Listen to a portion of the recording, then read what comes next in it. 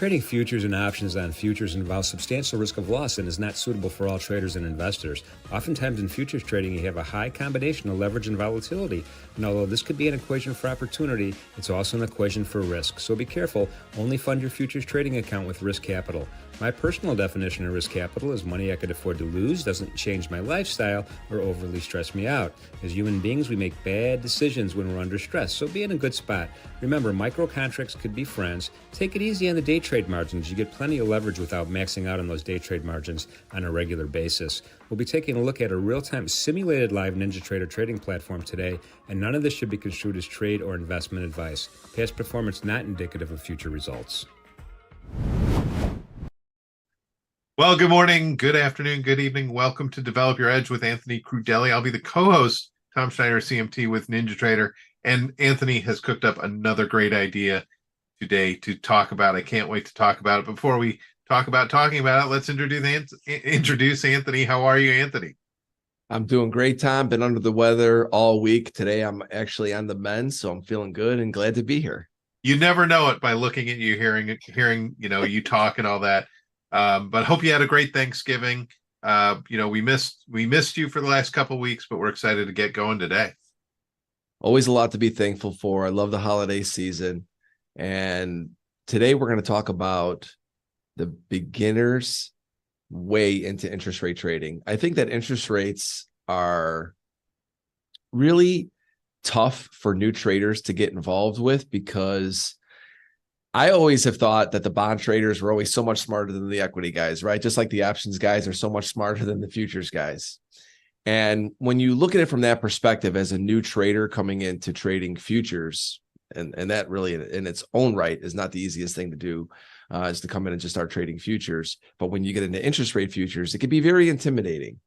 And so what I want to do today is really just peel it back and show all of the different type of interest rate markets out there that CME offers, which there's a lot. It's actually where the majority of the volume is done on the exchange. If you guys go back, you remember the Eurodollar futures, that was the biggest contract at CME Group. And now SOFR is pretty much the biggest. And so you have just these really huge, massive markets with tons of liquidity that I think for a lot of traders might almost be a better path for them than only just trading equity indexes, right? I mean, we always have this bucket. We're probably a vast majority, high 80+% of the traders are trading S&P and then NASDAQ, some Russell, some Dow. And then you get into some gold and some crude oil, some currencies. And then way at the bottom is probably interest rates. But when you look at it from an exchange perspective, it's interesting that all this volume happens on the interest rates, is where majority of the volume happens on the exchange floor, and that's where all the bigger traders are, the institutions and stuff like that. And so I think that it's important for new traders to have a look inside interest rates from the beginner level and see if maybe it makes sense for them. Yeah, and you're so right about the volume, Anthony. It's funny, we focus a lot on the stock index futures, and you look at the market analyzer and NinjaTrader, and you see the volume. We look, is it high volume for this time of the day, low volume of this time of the day, and then we jump to the interest rate futures, and it dwarfs, right, stock index futures. It's like, it's a reminder that there is a lot more activity in interest rate futures than and the Treasuries specifically than stock index futures, and that makes sense, right? Because the financial engine, it's kind of bigger than every other asset class. It affects everything else, so that's where the activity is. Yeah, 100% right. And, everybody's always looking at interest rates right now. Is the Fed going to stay higher for longer? Are we going to start cutting rates? You hear really every macro conversation bring in interest rates to the table of conversation, because that's what we're all looking at, right? I mean, we've been in a Fed market for how many years now, right? When we were cutting rates, and then now we're raising rates, and interest rates are extremely important. But how do you access them? How do you trade them? Because I'm sure many of you have thoughts on where interest rates may go. So what I want to do is I want to share the screen, and I'm simply going to go to CME Group's website here and just go to the interest rate products, and you will see all of the different products on here. I mean, there is so many. You see from the top here, you have U.S. Treasuries, which we're going to focus on today. You've got SOFR. You've got the Fed funds, of course, which everybody talks about, where we're going to see what the interest rates are going to be. You got the CME Fed Watch tool. You got T-bills. Remember those T-bills, Tom? Right. I remember when I had to buy a T-bill. I actually know people have been buying them these days as well. They've come back into favor. You've got all of these different interest rates markets, right? Swap futures, all of these different things. And so once again, it could be very intimidating for a new trader to be like, Anthony, listen, I have no idea how to even go about trading interest rates. This is just way too much for me. So how do we peel this back and make this on a very beginner level? Because I will tell you this, you got to remember something too, everybody. Look at interest rates, as complicated as they may sound, some products that are built, that the CME has built, are really, really simple and basic as well. So you don't have to be intimidated by the actual structure of the market. And what we're going to focus on today is the 10-year. Now, what's interesting about the 10-year is that there's actually 3 markets you can access to trade it. There's the 10-year futures, which is the ZN, which most people know has really been the longstanding 10-year contract at CME Group. Then they created the Ultra 10-year, which is actually one of my favorite products for a couple of years. I traded that more than almost as much as S&P. And that's the 10-year Ultra. And then there's the Micro 10-year.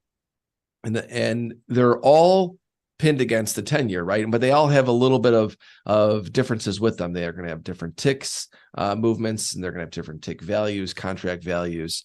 And the ZN is going to be the most popular one. That's the one that's been around the longest. And when you look at the ZN, this is really, it's a 10-year futures, but it is not necessarily going to be exactly pinned to what the 10-year yield is. That's really more of where the ultras are. The ultras came in as a product that is going to be pinned a lot closer in expiration to an actual 10-year yield. So I know that might sound a little bit confusing, but that is what it is. And that's why there's a 10-year and there's a 10-year ultra, because as the futures markets, we expire quarterly, and so that price is going to have a little bit of difference on how it directly impacts the rates. And so when you look at the charting, and this is why I want to make this super simple for beginners, don't necessarily worry too much about the ZN difference versus the TN here on NinjaTrader, which would be the ultras and the 10-year. What we're going to look at from a very basic and beginner level is just trends, same type of things that we're looking at, because ultimately as traders, you're going to have that macro bias behind you of where you think rates can go. And so when you have that bias from a macro understanding, then you're going to go to the futures markets and see how do I execute that opinion, right? That thought, that bias.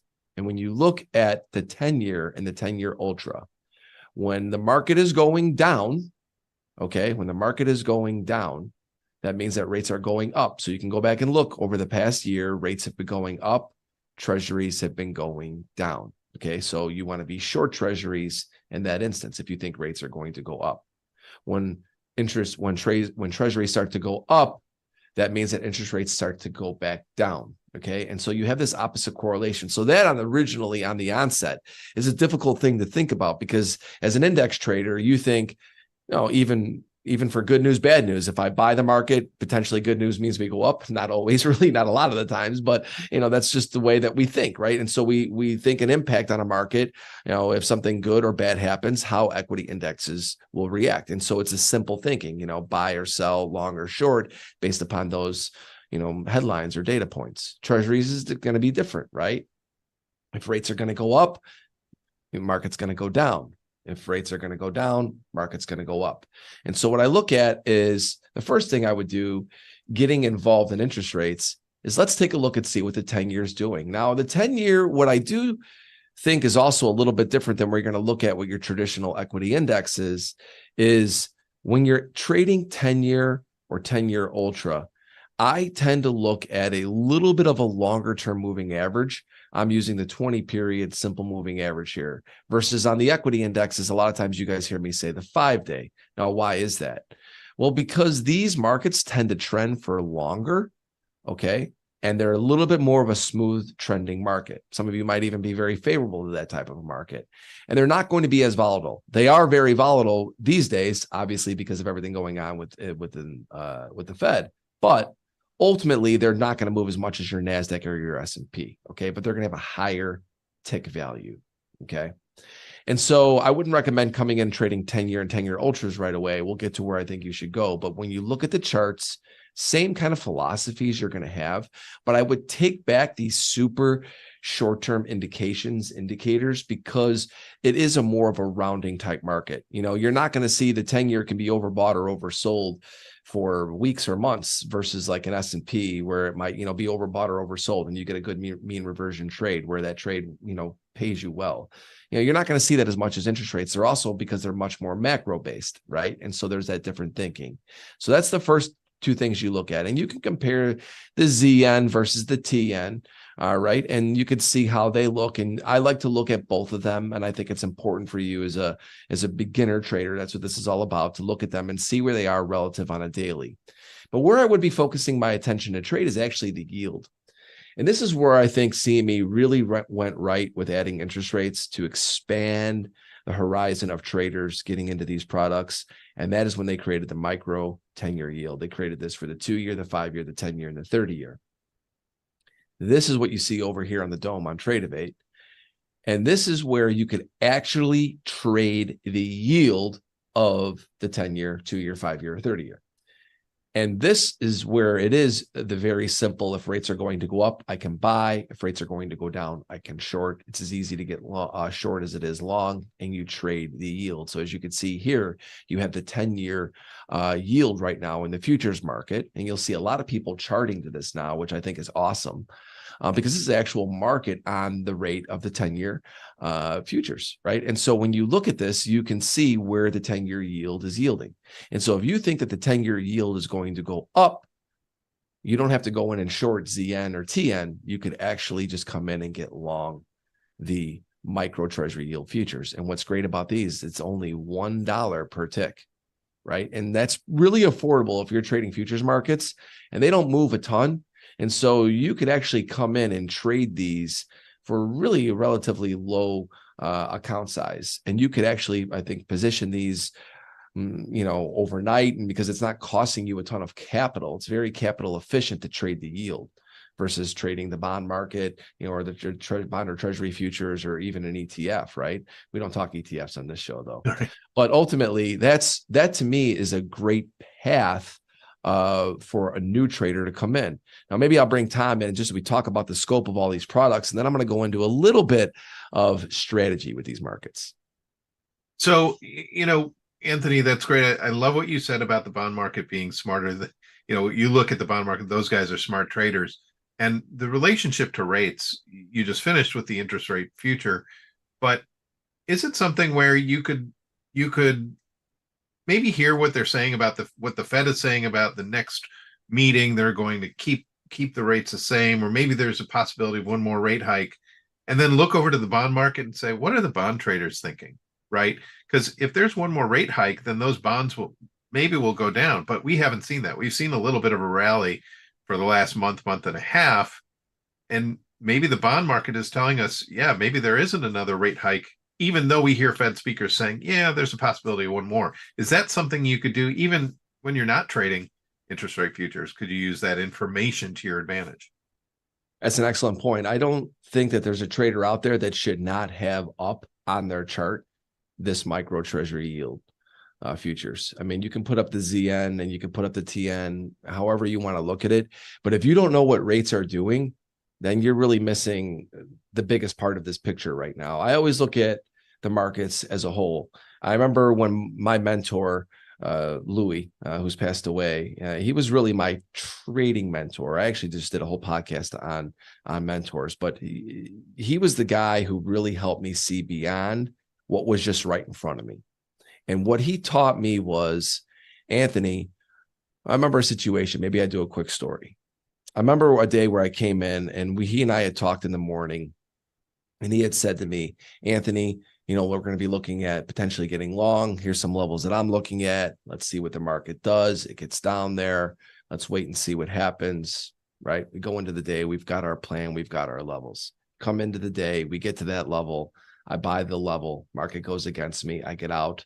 Market ended up coming back, rallying. I'm already stepped out for the day. The day is over. I went back and talked to him, and I said, He's like, so how'd you do? You had to do great, right? And I'm thinking to myself, no, man, I didn't do great. I didn't, I did poorly. I got stopped out, and the move eventually happened afterwards. We can all relate to that.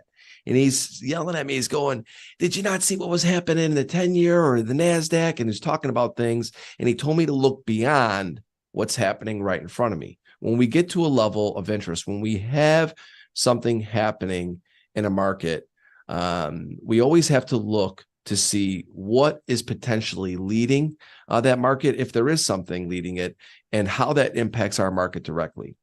And interest rates are a key component of this these days. If you were to go and to buy the S&P on a break, and all of a sudden it was a day where we had a bond auction, or we had data that came out, or we had something that happened with the Fed, and it's during Powell's announcement, and you go and you look and see that you want to buy the S&P, but you see rates screaming higher. You see 10-year blowing through new highs. You see ZN and TN making new lows. In that moment, you may want to hesitate just for a second to see how the markets, and I don't hesitate's the wrong word. You want to pause to see how the market reacts at your support, because interest rates might be leading the S&P lower. And that is a factor. And that is something you have to watch. I've always said in Develop Your Edge, it's not just about coming in and seeing strategies and, having Anthony, giving us these different tools and ways to go on and potentially, make money. It's about developing your edge as a trader. Right? You have to really want this. You have to really put the work in. And in these moments, when you get into the moment of actual execution, you're working on your edge. So in that moment, you make a better decision. And interest rates are key for index traders, because if you don't know what's happening there, it puts you really behind all the smarter traders out there, because they might wait and say, look, this isn't happening right now. This is what's happening here. I might step in a little bit later, or I might be smaller. That's what really differentiates you from the pack. Oh, great. And thanks for relating that story about your mentor. Sorry to hear he's passed.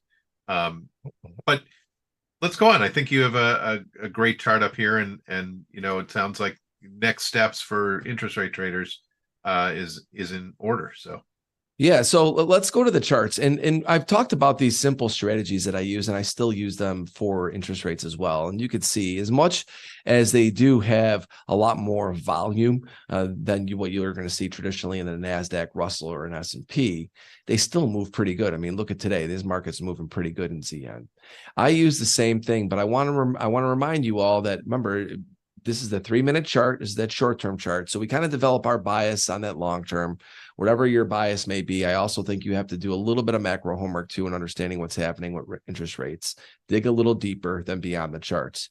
But when it gets down to that nitty-gritty technicals in the short term, I use the same philosophy. I use a regular trading hours anchored VWAP to a 3-minute chart using standard deviation bands. Even though this market is definitely more on the macro, it's definitely more of the institutional level type market, it still is technical, because let's face it, even those institutional traders, they're going to be using technicals because it helps them manage risk, which is the same reason why we use them, right? It helps us look at key areas of interest and manage risk. And one thing about these markets that I want to point out is, first off, when you look at your regular trading hours, on NinjaTrader platform, what you want to do is you're going to want to go to the CBOT interest rate regular trading hours for the 10-year, because, this is what you're looking at here. You don't want to be pinned to I don't use the overnight. I use the regular trading hours. Once again, I like to see that initial open. That's where the volume comes in. And you don't want to be pinning this against equity regular trading hours, because they have different hours. So understand that. They open earlier and close earlier. And also the same philosophy. What's the VWAP doing? And I love to see the VWAP when you're looking at the 10-year. This is where the majority of the volume is going to be. And then I'll peel it back. Second most volume is going to be into the TN, which is that ultra. The ultras, they move a little bit more. They're a little bit less of volume, but ultimately, you want to see what they are doing. And I think that, I want to see what their inflows and outflows are in terms of order flow cumulative delta, where we are with the VWAPs, and are they trending lower? And then when it comes to the execution, I keep it real simple. I think really as a new trader, stepping in and trying to get short, the Treasuries, the ZN or the TN, it's going to be a lot more difficult. So then therefore you go and you could pull up your dome and you could pull up your 10Y, which is the 10-year micros. And it's, to me, this is where you execute. And I think you can test a lot of strategies with this micro treasury. It doesn't move a ton, which I really like as your really beginner path into interest rate futures. It's only $1 per tick. And, as you could see here, since we've been watching it really isn't moving much at all. Interest rates aren't really meant to be moved that much. And so that's why another reason why the volume is a lot bigger when you're looking at the bond market, because they don't have the volatility. And so you've got bigger market makers making, just bigger orders. It's pricing matters more, right? It's not like the NASDAQ where, the NASDAQ can move 50 points. And really, when you look at it, it doesn't really change much. Well, it changes a lot in interest rates. So that's also something to keep in the back of your mind. But, ultimately the point when you look at this from a beginner's level is don't overcomplicate this. Inch your way into trading, interest rates. If you think they're going up and you could use just a basic strategy, I'm not going to get into the ins and outs of how I'm using the order flow anchor VWAP and all that for this. I've done plenty of shows on that and we'll continue to do them. But I just want to give you just a basic perspective of it. Look at what those other markets are doing, the ZN and the TN. That will lead to what's actually happening here in the micro treasury, which to me is the true, really beginner product. And I know a lot of bigger traders that are now, you can see some of these orders in here are pretty, substantial in size. And so there's a lot of liquidity there that can just want to just trade the actual interest rate itself versus the ZN or the TN. So Anthony, I have a question, and maybe this is something that viewers might have as well. Do you follow bond auctions? Do you follow each one? I mean, there's so many every week, right? You have the weeklies, and then you have these, like we had the 7-year bond auction this week, and it was a little disappointing. But do you follow the results of those bond auctions to help you from a fundamental or news standpoint? With trading the micro treasuries? I don't. And the reason why I don't is because I am really not super active on trading treasuries and bonds. I actually trade the treasuries. I'll trade the 10-year or the ultras.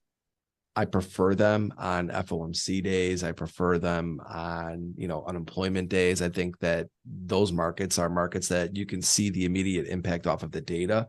When it comes to like bond auctions, no, because I'm not trading them really during those times. I like to go to the treasury markets. For example, the night of the election, right? We all can remember back when that shocking night when, Trump beat Hillary Clinton. I was trading 10-year. I wasn't really trading much S&P. It's a much bigger product. And, to me, when I want to be sometimes short-term scalping, when you have a really big product and you feel that there's that macro push behind it, I tend to go to 10-year as the better day trade or the short-term trade versus trading the equity indexes because they might just be too choppy or too violent of the moves. And so really that's how I implement them into my strategy on a day-to-day basis. Absolutely, you have to be aware of, and that's another element you have to add, is that if you're going to be trading these markets, you have to be aware of when these bond auctions and stuff come out because they're going to be relative to what's happening in those markets.